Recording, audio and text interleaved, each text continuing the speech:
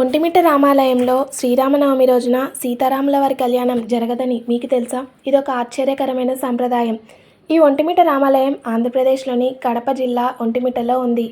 ఇది చారిత్రాత్మకంగా కూడా చాలా ముఖ్యమైన ఆలయం. ఇక్కడ శ్రీరాముడు, సీత, లక్ష్మణుడు ఒకే రాతితో రూపొందించిన విగ్రహంగా ఉంటారు.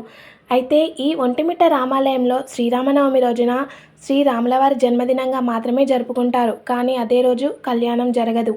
ఎందుకు అంటే పురాతన ఆచారాల ప్రకారం పుట్టినరోజు వివాహం చేయడం శుభకరం కాదని భావిస్తారు. అందుకే కళ్యాణం మాత్రం పంచాంగం నిర్ణయించిన శుభముహూర్తంలో మాత్రమే చేస్తారు. ఈ సంవత్సరం అయితే ఏప్రిల్ 5వ తారీఖున శ్రీ సీతారాముల వారి కళ్యాణం జరగనుంది. ఈ వేడుకకి వేలాది మంది భక్తులు కూడా వస్తారు. ఈ సాంప్రదాయం శతాబ్దాలుగా కొనసాగుతుంది. ఇది కేవలం పండుగ కాదు, ఇది ఒక విశ్వాసం. ఇలాంటి రహస్యాలు మీకు తెలుసా? ఫాలో అవ్వండి మరిన్ని ఆశ్చర్యకరమైన విషయాల కోసం.